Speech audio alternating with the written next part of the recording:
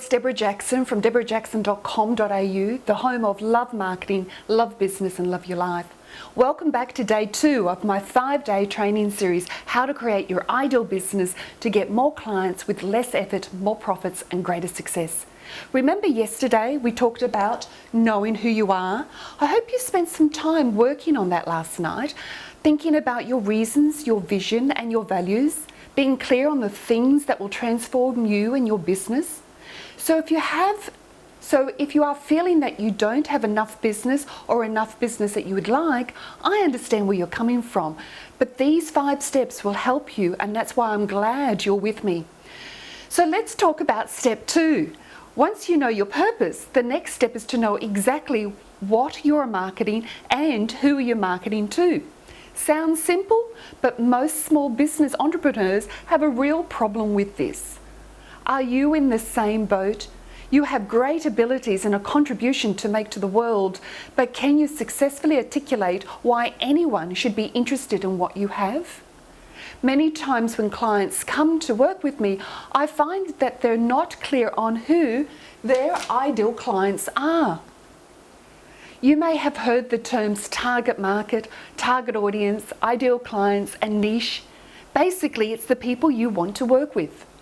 Now remember, markets don't buy things, people buy things. In the same way that companies don't make buying decisions, it's the people running them that do. People make choices that they think will be good for them. Your product or service should be a good choice for them, and it's up to you and your messages to tell them why. People won't work hard to figure out what your product or service will do for them. They won't spend a lot of time or effort to buy from you. It's your job to make things easy for them. People obey the laws of human nature, which haven't changed for thousands of years. Our brains work in a particular way. Our emotions are the primary way that we make decisions, which we then test with logic. Your marketing must work with human nature and not against it. So what's the first thing that you have to do? The first thing to do is to identify a specific group of people who will best benefit from what you have to offer.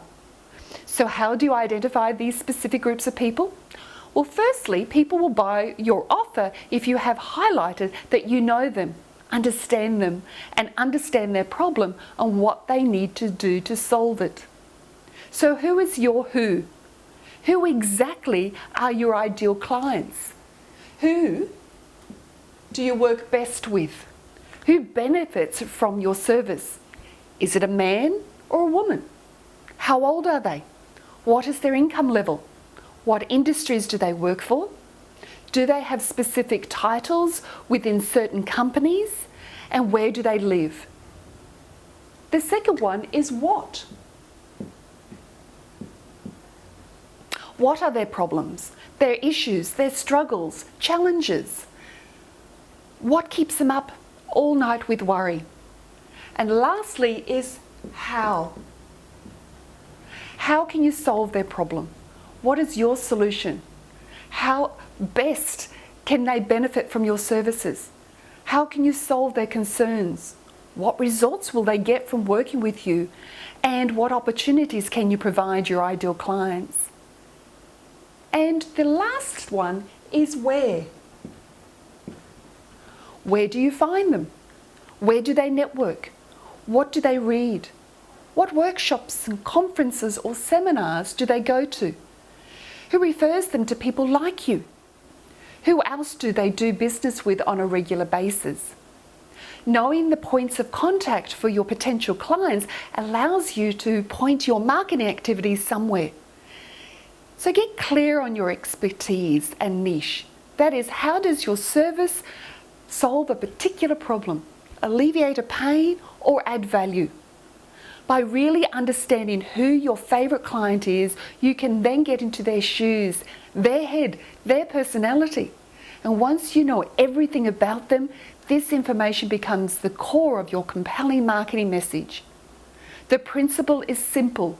If you can clearly articulate a problem your client has, you can then demonstrate credibility that you provide a solution to that problem.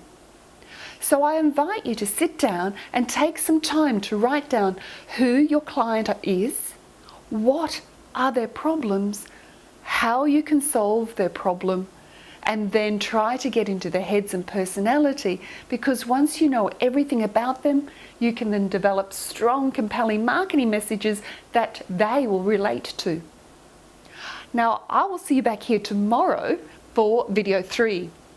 If you like what you've heard and you think I'd really like to work with Deborah privately, I really see how she can benefit my business quickly, then I encourage you to go to www.deborahjackson.com.au/strategy, and you can learn more about my 1-hour strategy session where I can help you dive deep into your business to uncover those ideal clients and to help you to develop those strong, compelling marketing messages.